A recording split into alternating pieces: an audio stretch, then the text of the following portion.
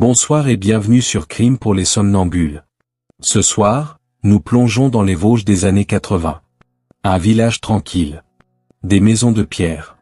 Des gens qui se connaissent depuis toujours. Et un homme que tout le monde avait appris à oublier. Jacques Fruminet a tué 3 femmes. Il a passé 34 ans de sa vie en prison. Il a été libéré. 3 fois. 3 fois, il a recommencé. Un détenu exemplaire. Un mari. Un concierge. Et un tueur que le système judiciaire a relâché encore et encore, en espérant que cette fois-ci serait différente. Ce soir, vous allez comprendre comment un enfant battu devient un monstre. Et comment un monstre peut traverser un système entier sans que personne ne trouve la façon de l'arrêter vraiment. Installez-vous confortablement. Fermez les yeux. Bienvenue dans un voyage au cœur des ténèbres. Les Vosges en hiver. Imaginez le décor avec précision, parce que le décor compte ici.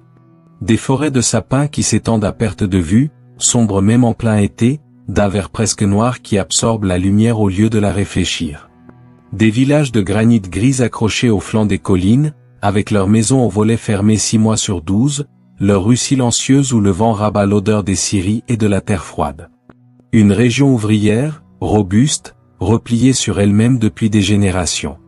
Les familles se connaissent depuis si longtemps que les histoires de chacun sont connues de tout, à ceci près que les histoires vraiment importantes, celles qui se passent derrière les portes fermées, on fait semblant de ne pas les connaître. On ne se mêle pas. On salue. On continue son chemin.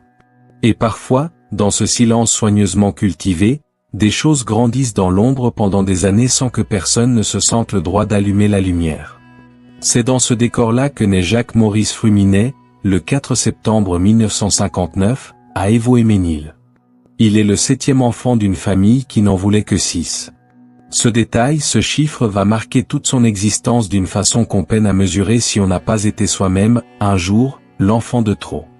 Pas l'enfant mal aimé dans le sens ordinaire et universel que tous les enfants traversent à un moment ou à un autre. L'enfant qui n'aurait pas dû exister. L'enfant à qui on rappelle chaque nuit, dans l'obscurité de sa chambre, qu'il n'était pas prévu dans le plan initial. Car c'est ce que fait le père de Jacques Fruminet. Il le réveille la nuit, pratiquement toutes les nuits, selon ce que Jacques racontera des décennies plus tard à ceux qui lui poseront la question pour lui répéter cette vérité qu'il a décidé de graver dans la chair de son fils, il ne voulait que 6 enfants. Jacques est le 7e. Jacques est le problème. Jacques est l'erreur de calcul. Jacques est celui qui n'aurait pas dû naître. La mère n'est pas une figure de refuge. Elle vit sous le même toit que son mari et que son amant, dans une configuration familiale qui installe dans le foyer une tension permanente, sourde, impossible à nommer clairement pour un enfant mais absolument réelle dans ses effets quotidiens. Elle bat Jacques elle aussi. Régulièrement. Peut-être pas par cruauté préméditée. Peut-être simplement parce qu'il est là, et que sa présence physique rappelle à tout le monde quelque chose que personne ne veut regarder en face. La maison est un enfer discret. Pas de cris dans la rue. Pas de scandale dans le village. De l'extérieur, c'est une maison comme les autres dans un village comme les autres dans les Vosges. Les voisins saluent. Les enfants jouent. La vie suit son cours apparent. Et dans cette maison d'apparence ordinaire, chaque nuit ou presque, un gamin se fait réveiller dans son lit pour se faire rappeler qu'il n'aurait pas dû exister. À l'école, Jacques ne suit pas. Il est incapable de lire. Incapable d'écrire. Dans un monde qui mesure la valeur des enfants à leur capacité à déchiffrer des signes sur une page, Jacques Fruminet est sans valeur mesurable. Les habitants du village le traitent de fou, pas le fou spectaculaire des romans, le fou embarrassant, celui qu'on préfère ignorer. L'école ne sait pas quoi en faire et ne se donne pas vraiment la peine de chercher. Les parents non plus. L'enfant différent, l'enfant qu'on montre du doigt, l'enfant dont personne ne veut vraiment s'occuper. Puis vient une lueur. Jacques est placé dans un institut médico-psychologique. Et là, pour la première fois de sa vie, peut-être la seule avant les années de détention, quelque chose de différent se produit. On lui enseigne la peinture. On lui apprend la maçonnerie. On lui montre comment faire quelque chose de concret avec ses mains et comment en être fier. On lui parle. On le regarde. Pour la première fois de son existence, quelqu'un prend le temps de lui apprendre quelque chose sans le frapper en échange. Il est heureux à l'institut. Les documents éducatifs de l'époque le notent avec la neutralité des rapports institutionnels, mais le fait est là, incontestable, il s'épanouit. Pour un garçon dont l'existence entière a été construite sur le message répété de son insignifiance, le simple fait d'être quelque part où on est content de le voir représente quelque chose d'immense et d'inédit. Il a 16 ans quand ses parents décident de le retirer de l'institut. Pas parce qu'il va mieux, pas parce qu'ils estiment qu'il est prêt à affronter le monde. Parce qu'il est désormais compétent en maçonnerie, qu'il peut décrocher un emploi, et que le salaire qu'il va gagner ses parents l'ont décidé leur appartient. Ils utilisent en intégralité sa rémunération pour payer leurs propres charges. L'enfant qu'on réveillait la nuit pour lui dire qu'il n'aurait pas dû naître est maintenant une ressource économique. On l'arrache au seul endroit où il avait trouvé une raison d'exister pour le transformer en outil au service de ceux qui l'ont battu. Le seul endroit qui lui avait donné un sens lui est confisqué sans explication, sans alternative, sans que personne ne lui demande ce qu'il en pense. C'est là, dans cette décision banale et cruelle à la fois, que quelque chose se ferme définitivement. Quelque chose qui aurait pu rester ouvert, peut-être. Quelque chose qui ne se rouvrira plus jamais de la bonne façon. L'enfant qu'était Fruminet n'avait aucune chance. Et personne, dans ce village de granit gris, n'a jamais pris la peine de lui en donner une. À 16 ans, on lui reprend le seul endroit où il avait trouvé sa place. À 17 ans, on confisque l'argent qu'il gagne avec ses mains. Il tient comme il peut pendant quelques années. Il travaille dans la maçonnerie. Il donne ses revenus à une famille qui ne lui a rien donné d'autre que des coups et du mépris, une famille qui prend tout sans contrepartie, sans gratitude, sans même le minimum de reconnaissance qu'un être humain accorde normalement à quelqu'un qui l'aide. Il n'a pas d'autre endroit où aller. Pas d'amis sur qui compter. Pas d'économie à lui. Pas de réseau. Juste ce travail de ses mains et ce salaire qui disparaît avant même d'avoir eu le temps de le tenir entre ses doigts. Et puis, en 1976, il dit non. Pas avec violence, pas encore. Avec la seule résistance qui lui semble possible à 17 ans dans ce village des Vosges, la fuite. Il s'engage dans l'armée française. Essayez de comprendre ce que cette décision représente pour un garçon comme lui. L'armée, c'est la promesse d'une structure. Des règles claires, identiques pour tout le monde, où l'obéissance est récompensée de façon prévisible et où on sait exactement ce qu'on attend de vous. Un cadre où la violence est codifiée, encadrée, soumise à des procédures pas arbitraires et nocturnes comme les coups de son père. Un lieu où on vous donne de la nourriture, un toit, un uniforme, une raison de se lever le matin. Pour quelqu'un qui n'a jamais rien eu de tout ça, cela ressemble à une bouée. Mais l'armée ne répare pas ce qui a été cassé aussi profondément. Elle ne le peut pas. Ce serait trop simple l'idée qu'une institution, même bien organisée, puisse défaire en quelques mois ce que 20 années de maltraitance systématique ont construit dans un esprit humain. Les blessures de l'enfance ne disparaissent pas avec l'uniforme. Elles voyagent. Elles trouvent de nouveaux contextes pour s'exprimer. L'institution militaire ressemble trop à ce qui la fuit. Les supérieurs qui donnent des ordres sans explication. La hiérarchie absolue qu'il faut respecter sans questionner. La discipline qui s'impose par la contrainte plutôt que par le consentement éclairé. Quelque chose dans cette architecture déclenche chez Fruminet une réaction de résistance qu'il ne contrôle pas. Il déserte. Le tribunal des forces armées le condamne rapidement. Le voilà de retour sur le bord de la route, avec rien devant lui et rien derrière lui non plus. Il replonge dans la délinquance. Des petits vols. Des chapardages à la portée d'un homme sans argent, sans réseau, sans formation reconnue par le marché du travail légal. Il n'est pas encore un tueur. Il est un homme de 18, 19 ans, sans base aucune, qui essaie de survivre dans un monde qui ne lui a jamais laissé beaucoup de place. En 1979, il est condamné à de la prison ferme pour ses vols. Sa première incarcération. Il a 20 ans. Et ce qui se passe dans cet environnement contraint va révéler quelque chose d'important sur sa psychologie. Derrière les murs, il se stabilise. Il respecte les règles. Il fait son travail. La structure pénitentiaire rigide, prévisible, implacable, semble lui convenir infiniment mieux que la liberté désorganisée et hostile du monde extérieur. Ce paradoxe, calme derrière les murs, incontrôlable dehors, va définir toute son existence à venir. Mais pour l'instant, personne ne l'a encore mesuré. Le 27 mai 1980, Jacques Fruminet est libéré après 7 mois de détention. Il rentre chez lui, dans son village des Vosges. Dans les forêts de sapins, les maisons de granit gris, les rues silencieuses où tout le monde se connaît depuis toujours. Il a 20 ans. Il est libre. Et le lendemain exactement, 24 heures après avoir retrouvé la liberté, il commet son premier meurtre. Pas au bout d'une semaine. Pas après un mois d'efforts infructueux pour reprendre pied. Le lendemain. Comme si le verrou avait sauté au moment précis où la porte de la prison s'était refermée dans son dos. Comme si quelque chose attendait depuis des années cette seule occasion. Ce détail dit tout. La violence que Fruminet porte en lui n'a pas besoin de temps pour se manifester. Elle n'attendait pas les bonnes circonstances. Elle attendait simplement que la contrainte disparaisse. Le lendemain matin, une vieille dame sera morte dans sa chambre. Évaux-et-Ménil. La nuit du 28 mai 1980. Imaginez ce village à cette heure précise. Il est tard, très tard. La nuit a pris possession des rues depuis plusieurs heures déjà. Les dernières fenêtres éclairées se sont éteintes les unes après les autres, les chiens ont cessé d'aboyer depuis longtemps, les volets du dernier habitant se sont fermés pour la nuit. Le silence est total, de cette qualité particulière qui n'existe que dans les petits villages de campagne profonde, loin des routes et des villes, un silence si dense qu'on entend le vent dans les sapins à plusieurs centaines de mètres de là et que le moindre craquement sur le gravier d'un chemin résonne comme quelque chose d'important. Dans ce silence, Jacques Fruminet marche. Il connaît Évaux-et-Ménil par cœur. Il y a grandi, dans ces rues, entre ces maisons de granit gris. Il connaît chaque famille, chaque habitude, chaque façade.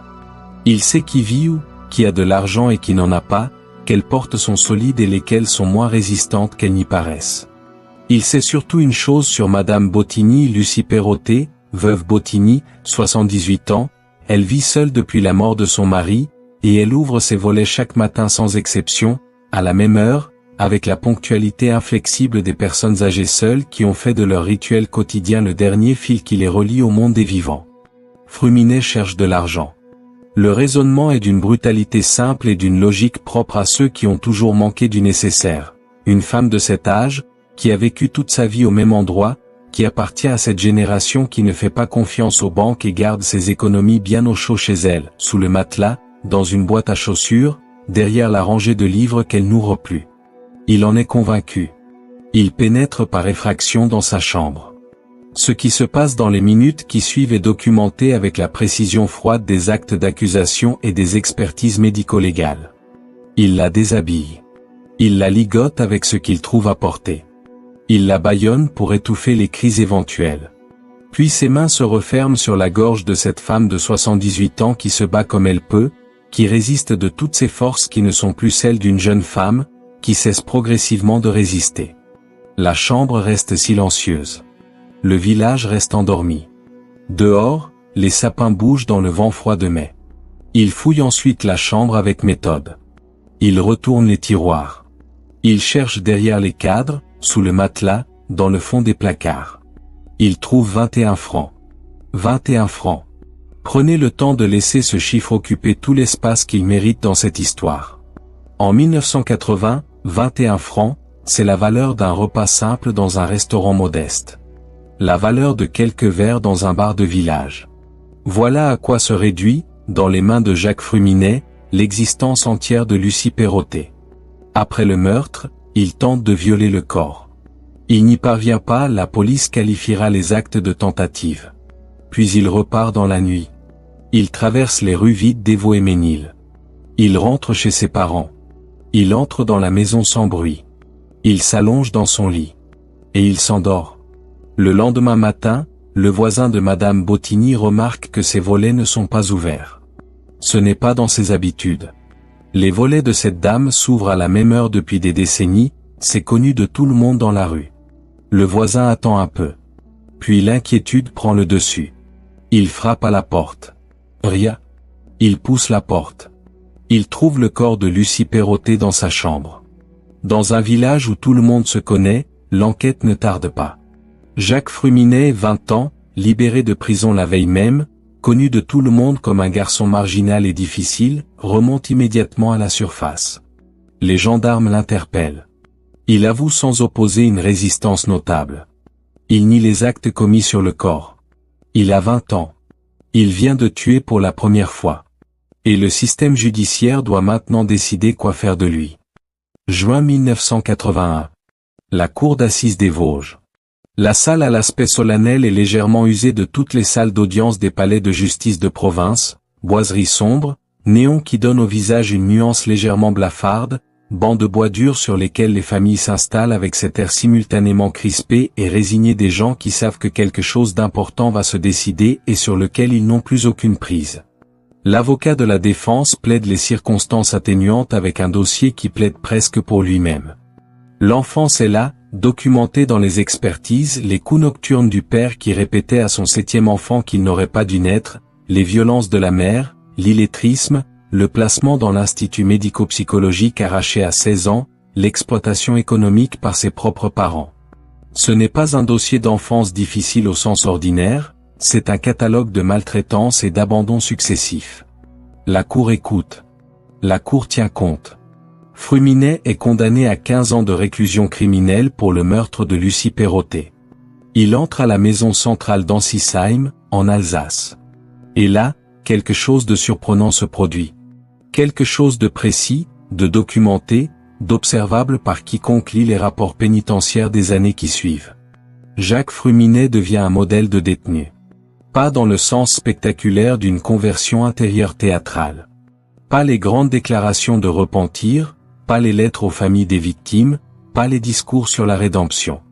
Dans le sens le plus concret, le plus objectif du terme, il respecte les règles de l'établissement sans exception notable. Il fait son travail. Il ne provoque pas d'incident avec les autres détenus ni avec le personnel pénitentiaire. Les gardiens n'ont rien à lui reprocher. Les rapports de comportement trimestriels sont positifs. Son dossier s'enrichit régulièrement d'appréciations favorables. Il passe son permis de conduire en prison. Cette réussite dit quelque chose, l'apprentissage théorique, la mémorisation du code, les exercices pratiques dans l'enceinte pénitentiaire. Fruminet accomplit tout cela avec sérieux. L'enfant qu'on disait incapable d'apprendre, que l'école avait abandonné parce qu'il ne savait ni lire ni écrire, apprend. Dans le cadre de la prison. Il obtient un CAP de cuisinier. Il apprend à découper, à préparer, à transformer des matières premières en quelque chose de consommable. Ce savoir-faire acquis derrière les murs, ce savoir-faire de découpe, de travail sur les matières organiques, on ne peut s'empêcher d'y penser, rétrospectivement, avec un malaise difficile à nommer. En mars 1986, à la maison centrale d'Ansisheim, Jacques Fruminet se marie. Une femme a dit oui. Une femme qui a eu le temps de le connaître à travers des visites et des échanges de lettres, qui a choisi librement, qui savait qu'il était incarcéré pour meurtre et qui a dit oui quand même. Le mariage se terminera en divorce quelques mois plus tard, pour des raisons que les archives ne détaillent pas. Mais le geste lui-même révèle quelque chose d'essentiel sur Fruminet, il est capable de séduire. Capable de créer une impression suffisamment positive et crédible pour qu'une personne extérieure décide qu'il est quelqu'un avec qui on peut envisager de construire une vie. C'est une capacité remarquable pour un homme incarcéré pour meurtre. C'est aussi la capacité qui va tromper le système à chaque fois qu'on lui demandera s'il est prêt à être libéré. En juin 1989, après 9 ans de détention sur les 15 prononcés, la libération conditionnelle est accordée. Bonne conduite documentée. Formation professionnelle accomplie. Réinsertion apparente. Toutes les cases cochées. La décision est logique, conforme aux procédures, justifiée par le dossier. Il sort. Il prend une décision sage en apparence, quitter les Vosges, aller à Colmar où personne ne le connaît, recommencer dans l'anonymat. Il a 30 ans. Il est libre pour la première fois depuis 9 ans. Il lui faut exactement 3 mois pour recommencer. Colmar. Septembre 1989. La gare de Colmar est un bâtiment Art Nouveau qui tranche avec la sobriété fonctionnelle de la plupart des gares de province, une architecture chargée, des façades ornementées, des couleurs chaudes qui contrastent avec l'austérité alsacienne environnante. À l'intérieur, le va-et-vient ordinaire des gares, des voyageurs pressés, des familles qui attendent, des gens absorbés par leurs journaux, chacun dans sa bulle, personne ne regardant vraiment les autres. C'est là que Fruminet agresse une vieille dame et lui arrache son sac à main. 3 mois. Exactement 3 mois après sa libération. Observez la cible, une femme âgée, seule, dans un espace de transit où la vulnérabilité est visible. La même logique prédatrice qu'en 1980, pas la même forme, pas le même degré de violence, mais la même orientation, la même direction, le même type de proie. Comme si quelque chose dans son câblage revenait toujours vers le même point, quelle que soit la durée écoulée, quel que soit le nombre d'années passées derrière les murs. Condamné à 4 ans de prison. De retour à l'intérieur. Et de retour à l'intérieur, immédiatement, la même chose se produit, il redevient le détenu exemplaire. Calme. Travailleur. Discret. Les rapports de comportement sont positifs. Son dossier continue de s'enrichir d'appréciations favorables. En décembre 1991, une permission de sortie lui est accordée. Il sort. Il agresse sexuellement 2 femmes. La mécanique se répète avec une précision qui devrait alarmer n'importe quel observateur du dossier. Dedans, exemplaire, sans reproche, modèle de réhabilitation. Dehors, récidive immédiate, avant même que le premier mois de liberté ne soit écoulé. Pas après une série d'événements qui auraient pu expliquer la rechute. Automatiquement. Comme si c'était la seule réponse disponible dans son répertoire. Condamné à 9 ans supplémentaires. De retour en prison. De retour dans la peau du détenu modèle. Il faut s'arrêter sur ce que cette mécanique dit réellement, au-delà de la simple succession des faits. Entre chaque sortie de prison et chaque nouveau crime, le délai ne dépasse jamais quelques mois. En 1989, 3 mois. En 1991, quelques semaines lors d'une permission. En 1998, 6 mois le délai le plus long, et pourtant le plus meurtrier, puisqu'il se solde par 2 meurtres en une semaine. Cette progression inverse est l'un des éléments les plus troublants de l'affaire. On pourrait espérer que le temps passé en détention, la multiplication des condamnations, la prise de conscience progressive de ce qu'il est, tout ça accumule une forme de résistance intérieure qui finit par l'emporter sur la pulsion. Dans le cas de Fruminet, c'est l'inverse qui se produit. Chaque libération semble déclencher une réponse plus intense, comme si la contrainte longtemps maintenue créait une pression qui explosait avec d'autant plus de force à chaque relâchement. Les psychiatres qui l'examineront au fil des années ne s'accordent pas sur un diagnostic précis. Les expertises judiciaires successives notent des éléments de personnalité antisociale, des troubles de l'attachement remontant à l'enfance, une incapacité structurelle à réguler certaines pulsions en dehors d'un cadre contraignant. Mais aucun diagnostic ne suffira jamais à expliquer entièrement pourquoi cet homme-là, dans ce moment-là, fait systématiquement ce qu'il fait.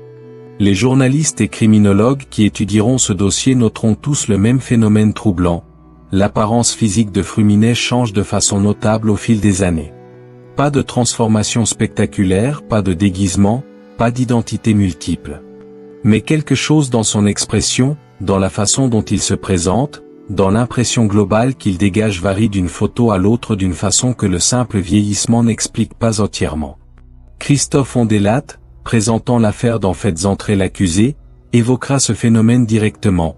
Fruminet possède la caractéristique troublante des personnes capables de se fondre dans la masse. Pas de traits mémorables.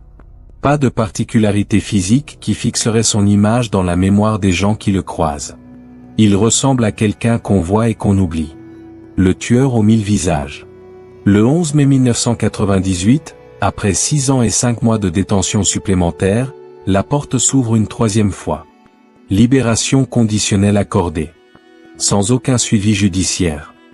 Le 11 mai 1998. Jacques Fruminet sort de prison pour ce qui sera la dernière fois. Il a 38 ans.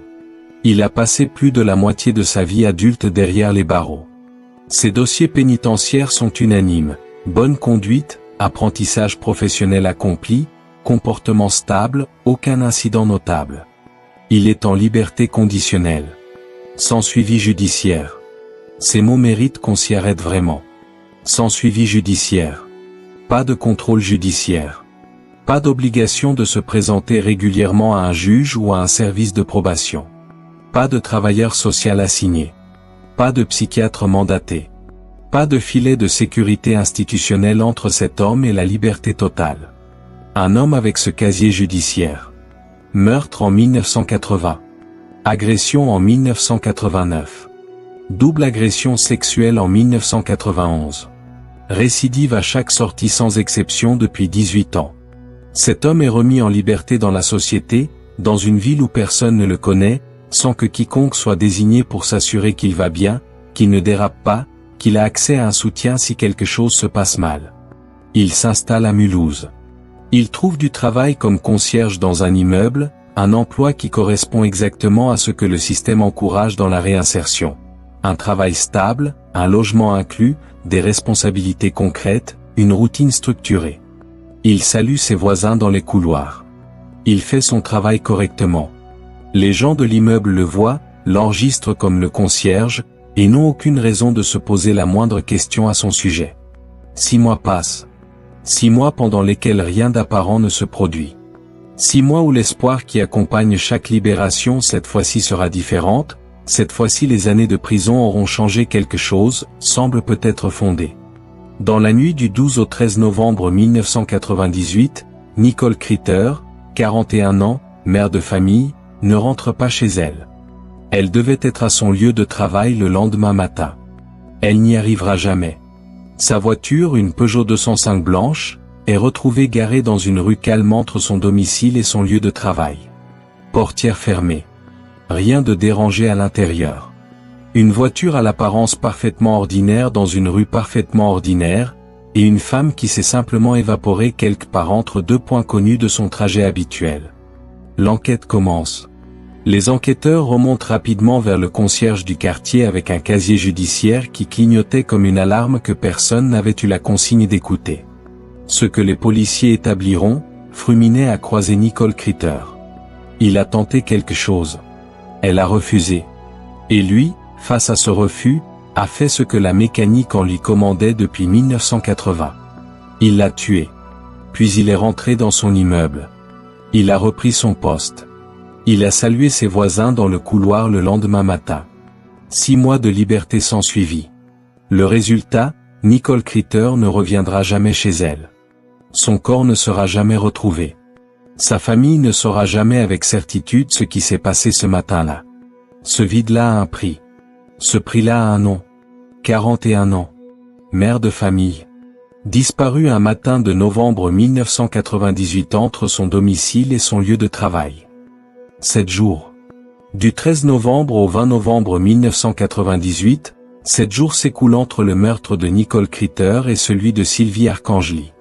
7 jours pendant lesquels Jacques Fruminet continue sa vie de concierge à Mulhouse, ses horaires, ses tâches, ses allées et venues dans l'immeuble, ses interactions avec les voisins qui ne savent pas ce qu'il est. 7 jours pendant lesquels l'enquête sur la disparition de Nicole Critter s'intensifie, pendant lesquels les probabilités augmentent chaque jour qu'un lien soit établi entre la disparue et lui.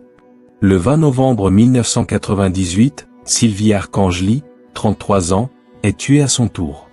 2 meurtres en 7 jours. Ce rythme dit quelque chose de crucial sur l'état de Fruminet à ce moment précis de son existence. Après 18 ans de détention fractionnée, après 18 ans où la contrainte institutionnelle maintenait sous contrôle ce qui ne pouvait pas se contrôler seul, les 6 mois de liberté ont créé une escalade que rien n'est venu arrêter. Pas de suivi judiciaire. Pas de psychiatre. Pas de structure de soutien. Juste un homme seul avec ce qu'il est, dans une ville où personne ne le connaît vraiment, et la liberté absolue d'agir sans rendre de compte à personne. Le 22 novembre 1998, les enquêteurs arrêtent Fruminet. En garde à vue et lors des interrogatoires qui suivent, il adopte une stratégie troublante. Il ne nie pas vraiment les faits, mais il construit des versions alternatives que personne ne peut croire. Pour Nicole Critter, il explique qu'ils avaient une relation. Qu'elle est venue chez lui ce matin-là. Qu'elle a pris un médicament et s'est allongée sur son canapé. Qu'il a constaté à un moment qu'elle ne bougeait plus. Qu'il a pris peur.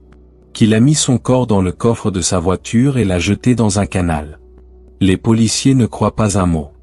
Mais la version de Fruminet a un effet pratique redoutable, le corps de Nicole Critter ne sera jamais retrouvé. Les circonstances précises de sa mort resteront officiellement indéterminées. Elle emporte avec elle la vérité de ce qui s'est passé entre son domicile et son lieu de travail dans la nuit du 12 au 13 novembre 1998. Pour Sylvie Arcangeli, les détails dans les archives publiques sont également lacunaires. 33 ans.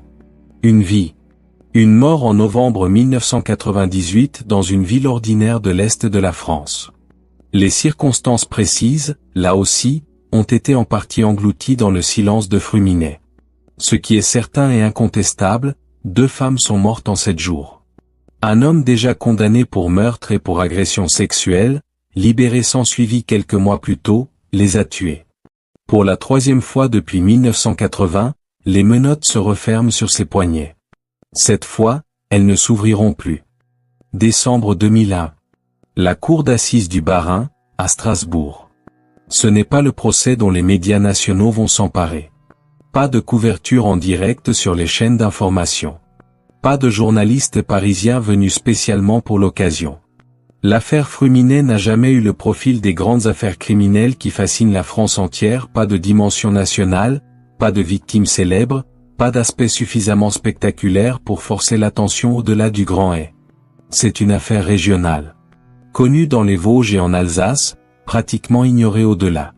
Dans la salle d'audience, les familles sont là. Celle de Nicole Crité et de Sylvie Arcangeli.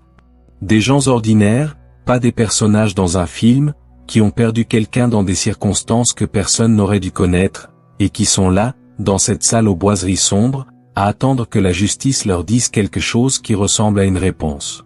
L'acte d'accusation déroule une chronologie qui, étalée sur 21 ans, dessine quelque chose d'accablant. 1980, meurtre avec tentative de viol. 1981, condamnation à 15 ans. 1989, libération après 9 ans, récidive après 3 mois. Condamnation à 4 ans. 1991, permission de sortie, double agression sexuelle immédiate. Condamnation à 9 ans.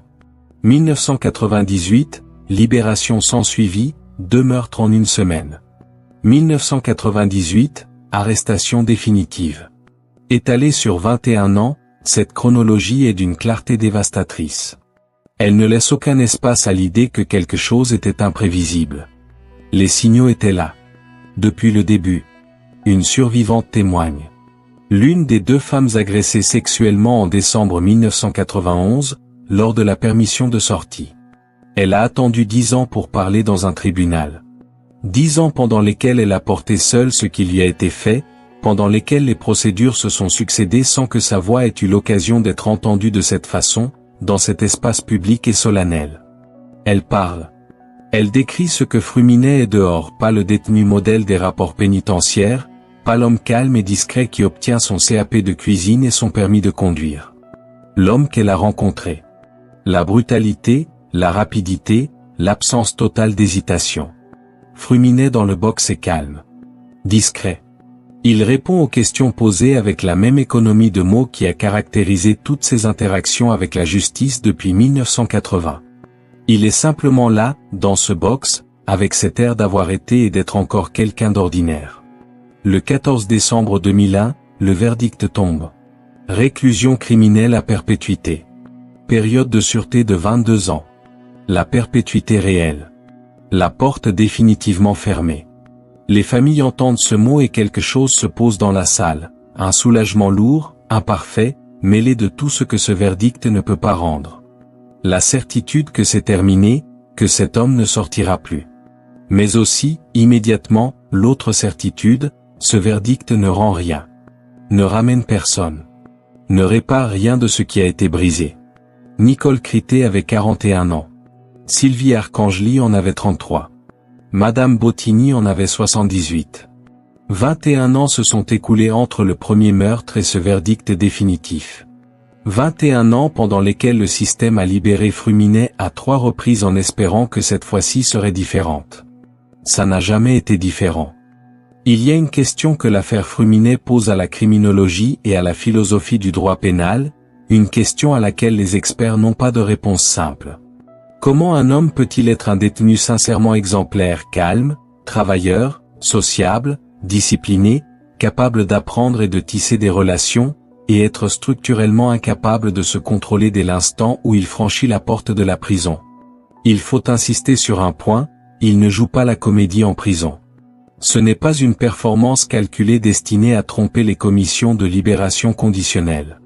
Les comportements documentés dans ces dossiers pénitentiaires sur 20 ans de détention fractionnée sont trop consistants, trop étendus dans le temps pour être le produit d'une simulation permanente. Il était vraiment calme en prison. Vraiment capable, dans ce cadre précis, d'être quelqu'un qui fonctionne de façon acceptable. Et dehors, il tuait ou il agressait. Ce paradoxe dit quelque chose d'essentiel sur la nature de sa pathologie. La violence qu'il habitait n'était pas continue et permanente. Elle était contextuelle. Dormante dans les conditions de la détention. Réactivée dans les conditions de la liberté. La prison lui fournissait quelque chose d'essentiel qu'il n'avait jamais eu dans l'enfance et qu'il ne savait pas construire lui-même à l'extérieur, une structure prévisible et continue. Des règles stables. Un cadre où chaque heure avait un contenu prescrit, où chaque interaction était encadrée par des procédures institutionnelles. Dans cet environnement, quelque chose en lui se stabilisait. Retirer la structure, la chose revenait. Voici le problème fondamental que l'affaire Fruminet illustre avec une clarté douloureuse, la prison contenait. Elle ne soignait pas. Elle ne traitait pas la cause. Elle gérait le symptôme par la contrainte et remettait un homme structurellement inchangé dans un monde sans contrainte, en espérant que les mécanismes de contention intériorisés suffiraient. Ils ne suffisaient jamais. Aucune de ces condamnations successives ne s'est accompagnée d'un travail thérapeutique sérieux et prolongé sur les origines de sa pathologie. Pas de suivi psychiatrique intensif visant à dénouer ce que 20 ans de violence familiale avaient noué. Pas de thérapie comportementale ciblant spécifiquement les schémas de récidive. Les outils disponibles dans le système pénitentiaire français de cette époque pour ce profil précis étaient limités, et ils ont été utilisés à leur maximum possible, ce qui ne suffisait pas. Il faut dire aussi ce que la prison fait bien pour être honnête. Pour la grande majorité des détenus, l'incarcération remplit une fonction réelle de protection sociale, et dans les meilleurs cas, de réhabilitation partielle. Les libérations conditionnelles accordées à des détenus qui ne récidivent pas, et c'est la majorité, représentent un fonctionnement correct du système. Le problème Fruminet n'est pas que le système est mauvais en général. C'est que le système, même bon en général, échoue sur des profils spécifiques pour lesquels les outils d'évaluation disponibles sont inadaptés. Des profils dont la dangerosité est contextuelle plutôt que permanente. Des profils qui fonctionnent bien dans la contrainte et deviennent dangereux dans la liberté. La prison ne guérit pas. Elle contient. La différence entre ces deux verbes est de 3 vies humaines et de plusieurs décennies de souffrance pour des familles qui n'avaient rien demandé de tel. Il y a une façon de regarder la photo de Jacques Fruminet et de ne rien voir. C'est le problème central de cette affaire et c'est, plus généralement, le problème de tous les prédateurs qui opèrent dans la société ordinaire sans signature visible. Les monstres du cinéma et de la fiction populaire ont un visage de monstre, un regard particulier qui met mal à l'aise, une façon de se tenir qui provoque une alerte instinctive, quelque chose d'identifiable qui permet de savoir, à la première rencontre, à qui on a affaire. Ce code visuel rassure parce qu'il dit que la menace est reconnaissable, qu'on peut l'éviter si on reste attentif. Dans la réalité documentée des crimes réels, les choses ne fonctionnent presque jamais comme ça. Fruminet ne ressemble à rien de particulier. Il ressemble à quelqu'un qu'on croise et qu'on oublie 10 minutes plus tard parce qu'il n'a laissé aucune trace mémorielle ni positive ni négative. Un visage qui ne fixe pas. Une présence qui ne s'impose pas. Un concierge d'immeuble ordinaire dans une ville ordinaire de l'Est de la France. C'est Christophe Ondelat qui formule ce phénomène le plus précisément, dans l'émission Fait entrer l'accusé consacrée à l'affaire. Il note que les photos successives de Fruminet au fil des années montrent quelqu'un dont l'apparence change d'une façon qui va au-delà du simple vieillissement naturel, quelqu'un dont le visage semble se réorganiser d'une prise de vue à l'autre, comme si aucune image stable ne pouvait vraiment le fixer. Il possède, dit Ondelat, la caractéristique troublante des personnes capables de se fondre dans la masse. Le tueur aux 1000 visages. Ce surnom dit tout. Pas parce qu'il se déguise.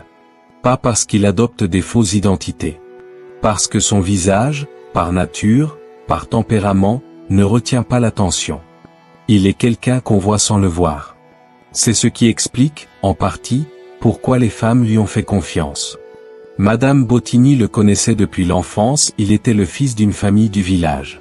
La familiarité est l'une des formes les plus puissantes de réassurance. Nicole Critter vivait dans son quartier, l'avait probablement croisé à son poste de concierge. Un concierge appartient au décor de l'immeuble, présent, identifiable, ni menaçant ni vraiment personnel. Sylvie Arcangeli ne savait peut-être même pas qui il était vraiment. Elles ont fait confiance à quelqu'un dont l'apparence ne signalait aucun danger. Il y a une expérience que les psychologues de la criminalité décrivent parfois comme l'effet de halo négatif, l'idée que lorsqu'on cherche un coupable, on cherche quelqu'un qui ressemble à un coupable selon les représentations disponibles. Et lorsque la réalité ne correspond pas à ces représentations, on passe à côté. Fruminet ne ressemblait à rien de ce qu'on cherche quand on cherche un prédateur. Il était concierge. Il faisait son travail. Il saluait ses voisins. Et c'est précisément cette normalité-là, cette banalité si complète qu'elle en devenait invisible, qui lui a permis de traverser un système entier pendant 20 ans sans que personne ne réussisse à voir exactement ce qu'il était. Les monstres qui ressemblent à des monstres, on les évite. On change de trottoir. L'alarme intérieure se déclenche et on l'écoute. Ceux qui ressemblent à tout le monde, on les laisse approcher. C'est peut-être la leçon la plus durable de l'affaire Fruminet. L'histoire de Jacques Fruminet est aussi l'histoire d'un système judiciaire confronté à ses propres limites structurelles. Pas ses limites morales. Pas ses limites éthiques. Ses limites pratiques, les limites d'une institution conçue pour traiter les cas les plus fréquents et qui trébuche sur les cas pour lesquels ses outils habituels sont inadaptés. Revenons sur chaque libération. En 1989, Fruminet sort après 9 ans de détention pour meurtre. La commission qui a accordé sa libération conditionnelle a devant elle un dossier. Ce dossier contient 9 années de rapports pénitentiaires unanimement positifs. Un CAP de cuisinier. Un permis de conduire. Un mariage. Des appréciations de gardiens qui décrivent un détenu calme, respectueux des règles, intégré dans la vie de l'établissement. Par les critères que le système utilise pour évaluer la dangerosité et la réinsertion, Fruminet coche toutes les bonnes cases. Il sort. 3 mois plus tard, il agresse une vieille dame en gare de Colmar. En 1991, une permission de sortie lui est accordée. Même logique. Son comportement à l'intérieur des murs justifie l'assouplissement. Il sort. Il agresse 2 femmes. En 1998, libération conditionnelle. 6 ans et 5 mois de bonne conduite. Le dossier plaide à nouveau pour la libération. Il sort. Cette fois, 2 femmes meurent en une semaine. La question que pose cette chronologie n'est pas qui est fautif. Elle est plus complexe et plus fondamentale. Comment un système d'évaluation peut-il être aussi précis dans un contexte et aussi aveugle dans un autre? Comment les mêmes critères qui permettent de prévoir correctement le comportement de la grande majorité des détenus peuvent-ils être à ce point inefficaces pour un profil comme celui de Fruminet? La réponse tient dans la nature même de sa pathologie. Sa violence n'est pas liée à ce qu'il est en toutes circonstances. Elle est liée à ce qu'il devient dans des conditions spécifiques. La liberté, l'anonymat, la présence de femmes vulnérables sans témoins à proximité. Ces conditions n'existent pas en prison. Donc la prison ne les voit pas. Donc la prison ne peut pas les mesurer. La libération de mai 1998 sans aucun suivi judiciaire est l'élément qui, rétrospectivement, cristallise l'inadéquation la plus flagrante du système face à ce profil. Un suivi n'aurait pas nécessairement empêché les meurtres. Mais il aurait au moins créé une interface entre l'homme libéré et le système, une forme de présence qui aurait peut-être permis de détecter les signaux d'alarme avant qu'il soit trop tard. Il n'existait pas. Ce vide n'est pas le produit d'une négligence individuelle. Il est le produit d'un système qui avait des procédures pour évaluer les détenus à l'intérieur des murs et des procédures insuffisantes pour les accompagner à l'extérieur. Un système conçu pour gérer la contrainte et mal équipé pour gérer la transition vers la liberté, particulièrement pour les profils les plus complexes. Dans cet espace entre les outils disponibles et les besoins réels, dans ce vide procédural et institutionnel, Nicole Critter et Sylvie Arcangeli ont perdu la vie. Il faut s'arrêter sur elles. Pas sur Fruminet. Pas sur la psychologie de la récidive ni sur les défaillances du système pénitentiaire. Sur elles. Sur les 3 femmes dont la vie a été interrompue par cet homme dans des villes tranquilles de l'Est de la France, sur des décennies où chaque mort n'était qu'un point isolé sur une ligne que personne ne reliait suffisamment vite pour que le suivant ne soit pas tracé. Madame Bottigny. Lucie Perrotet, veuve Bottigny. 78 ans. Elle habitait Évaux-et-Ménil depuis toujours, depuis assez longtemps pour que ses volets ouverts chaque matin soient un repère pour ses voisins, un signe de vie quotidien aussi ordinaire et aussi fondamental que le journal déposé devant la porte. 78 ans de vie dans ce village. Une existence construite dans la durée, dans la répétition rassurante des gestes quotidiens. C'est cette régularité même, ces volets qui s'ouvraient chaque matin, qui a permis à son voisin de comprendre, le 29 mai 1980, que quelque chose n'allait pas. Son dernier acte a été, en quelque sorte, de signaler elle-même ce qui lui était arrivé. Elle méritait de vieillir dans son village. Elle méritait de mourir dans son lit, de sa propre mort, le moment venu. Pas étranglée pour 21 francs par le fils d'un voisin qu'elle connaissait depuis sa naissance. Nicole Critter. 41 ans. Une mère de famille. Elle travaillait. Elle avait des horaires, des collègues qui comptaient sur elle, une vie construite avec la régularité et la détermination de ceux qui savent que c'est dans la constance que les choses tiennent. Ce matin de novembre 1998, elle avait un trajet ordinaire à faire, un trajet qu'elle avait fait des centaines de fois. Elle n'est jamais arrivée. Son corps n'a jamais été retrouvé. C'est peut-être la dimension la plus cruelle de son histoire pour les gens qui l'aimaient et qui cherchaient. Les familles qui ont un corps à enterrer ont au moins un lieu où déposer leur deuil. Les familles qui n'ont pas ce corps-là portent quelque chose de différent, une incertitude qui ne se ferme jamais complètement. Sylvie Arcangeli. 33 ans. La 3e. Tuée 7 jours après Nicole Critter, dans les derniers jours des 6 mois de liberté de Fruminet. 33 ans, une vie entière devant elle dans l'arithmétique ordinaire de l'existence humaine. Des projets. Des relations. Tout ce qui compose une vie et qui s'est arrêté brutalement en novembre 1998 à Mulhouse. Il y a aussi les survivantes. Les 2 femmes agressées sexuellement lors de la permission de décembre 1991. L'une d'elles a témoigné au procès de 2001. 10 ans après.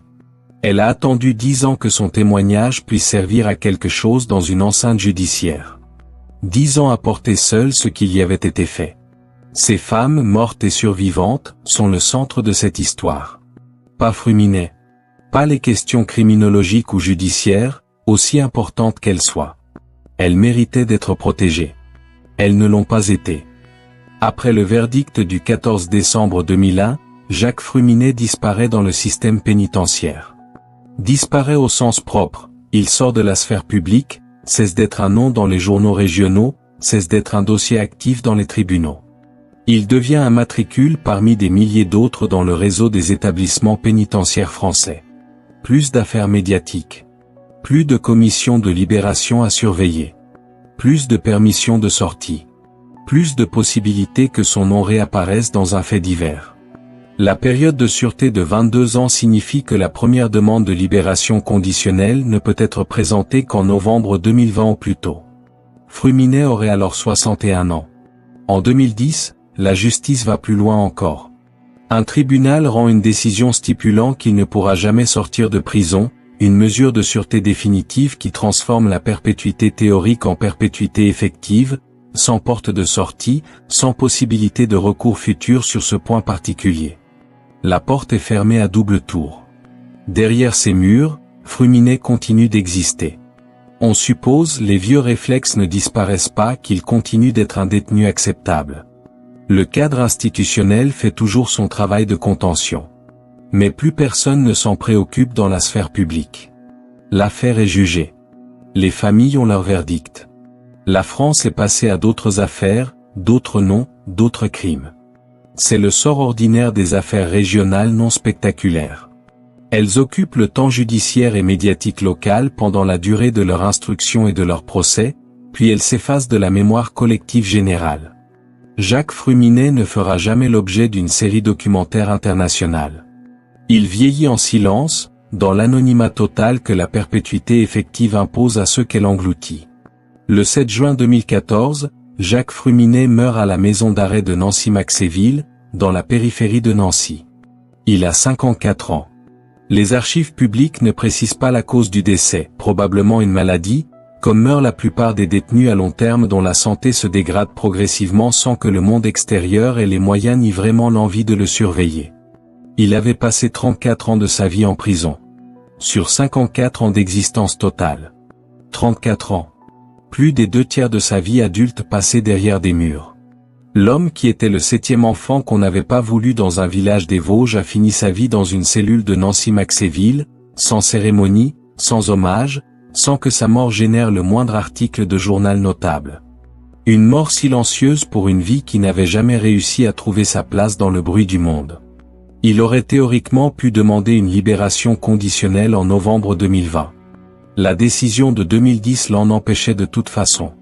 Mais même sans cette décision, il est mort 6 ans avant cette date. Le système n'a pas eu à décider une dernière fois. La mort a décidé à sa place. Il y a une question qu'on ne peut pas éviter en arrivant à ce point de l'histoire, même si elle met mal à l'aise, même si elle risque d'être entendue de travers. Jacques Fruminet était-il condamné? Pas dans le sens juridique, la réponse à cette question-là est claire, documentée, légitime et inattaquable. Il a été condamné, à 4 reprises, par des juridictions régulières, pour des crimes réels et prouvés.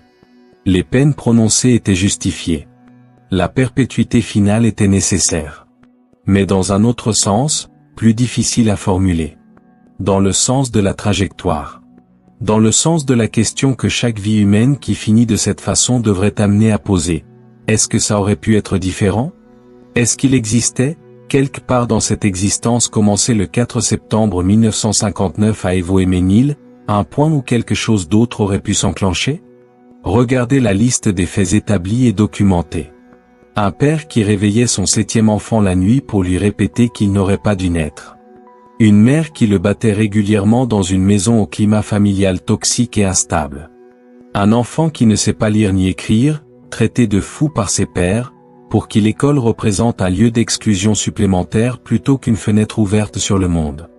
Un placement dans un institut médico-psychologique, où pour la première fois, on lui apprend quelque chose et il s'épanouit, puis un retrait brutal à 16 ans pour l'utiliser comme source de revenus. Un engagement dans l'armée pour fuir la seule porte visible, suivi d'une désertion parce qu'il ne sait pas comment fonctionner dans une institution sans base solide construite avant. Une spirale de petite délinquance. Une première incarcération à 20 ans. Et dès la première libération le lendemain même le premier meurtre. Cette trajectoire-là ne laisse pas beaucoup de place à l'idée que quelque chose, laissé à lui-même, aurait pu spontanément s'améliorer. Chaque élément en appelle un autre. Chaque étape est le produit prévisible de celle qui la précède. Rétrospectivement, la ligne est d'une lisibilité presque insupportable. Et pourtant, il faut le dire et le redire. Cette trajectoire ne justifie rien. Elle n'excuse rien. Elle ne transforme pas les victimes en dommages collatéraux acceptables d'une sociologie défaillante. Madame Bottini ne méritait pas de mourir pour 21 francs. Nicole Critter ne méritait pas de disparaître une nuit de novembre sans que son corps soit jamais retrouvé. Sylvie Arcangeli ne méritait pas d'être la 3e. Ce que cette trajectoire dit uniquement et clairement, c'est que la violence ne naît pas dans le vide. Qu'un enfant battu chaque nuit et convaincu de sa propre insignifiance ne devient pas un adulte équilibré par le simple passage du temps. Que le mal qu'on ne traite pas à sa source ressort quelque part, à une autre échelle, sur d'autres corps, dans d'autres villes. Les questions que cette trajectoire pose ne concernent pas la responsabilité de Fruminet. Elles concernent les décisions prises avant lui, autour de lui, dans les institutions qui l'ont croisé. Qu'est-ce qu'on aurait pu faire différemment? À quel moment une intervention sérieuse aurait-elle eu une chance de modifier la direction? Ces questions n'ont pas de réponse certaine. Mais les poser honnêtement est peut-être la seule chose utile qu'on puisse encore faire pour Madame Bottini, pour Nicole Critter et pour Sylvie Arcangeli. Jacques Fruminet n'est pas dans les livres d'histoire du crime. Son nom ne revient pas dans les conversations nationales sur les grandes affaires criminelles françaises. Il n'a pas terrorisé une nation entière. Il n'a pas généré de grandes réformes législatives portant son nom. Il n'est pas le sujet d'une série documentaire internationale, d'un roman à succès, d'un film. Il n'appartient pas à cette catégorie restreinte des affaires qui marquent la mémoire collective au-delà de leur contexte régional, pas Fourniret, pas Guy Georges, pas les noms qui font partie du vocabulaire commun du crime français. Il est une affaire de l'Est de la France. Un nom qu'on connaît dans les Vosges et en Alsace, presque inconnu au-delà. Un épisode de fait entrer l'accusé. Un cas d'école dans les formations universitaires sur la récidive et le suivi pénitentiaire. Et c'est précisément pour ça que son histoire mérite d'être racontée. Pas parce qu'il serait plus intéressant que les affaires nationales plus médiatiques. Pas parce que ses crimes seraient plus sophistiqués ou plus spectaculaires. Mais parce que ce qu'il illustre à chaque étape de sa trajectoire, est quelque chose qui ne concerne pas seulement Jacques Fruminet. Il illustre ce qui se passe quand on ne s'occupe pas des enfants qu'on ne veut pas. Ce qui se passe quand les signaux d'alarme sont là, visibles, documentés, et que les outils disponibles ne permettent pas de les lire correctement. Ce qui se passe quand on libère sans accompagnement des hommes dont le profil crie la récidive à chaque page de leur dossier. Ce qui se passe n'est pas mystérieux. Ce n'est pas imprévisible. C'est exactement ce qui était écrit dans les documents, si on savait comment les lire. La question que l'affaire Fruminet pose au système judiciaire, comment traiter quelqu'un qui se comporte parfaitement en détention et récidive systématiquement à chaque sortie, n'a pas reçu de réponse définitive. Les lois françaises ont évolué depuis 1998. Les procédures de suivi post-libération se sont améliorées. Des outils d'évaluation nouveaux ont été développés. Mais le problème fondamental reste entier, il est très difficile d'évaluer ce qu'un individu sera en liberté à partir de ce qu'il est en détention. Ces deux états ne mesurent pas les mêmes choses. Un homme qui fonctionne bien sous contrainte ne fonctionnera pas nécessairement bien sans contrainte. Et un système qui libère des gens est toujours, à un certain niveau, un système qui parie sur quelque chose qu'il ne peut pas entièrement contrôler. Pour la plupart des condamnés, ce pari est raisonnable. Pour des profils comme celui de Fruminet, il ne l'était pas. Et le coût de ce pari perdu, ce ne sont pas eux qui l'ont payé. Ce sont elles. Madame Bottigny. Nicole Critter. Sylvie Arcangeli. 3 femmes dans des villes tranquilles de l'Est de la France, qui ne savaient pas qu'elles allaient payer ce prix-là. Elles méritent de rester au centre de cette histoire. Comme des personnes dont la vie valait infiniment plus que ce à quoi elle a été réduite. Dans ces nuits-là, dans ces villes tranquilles où rien de tout ça n'aurait dû arriver.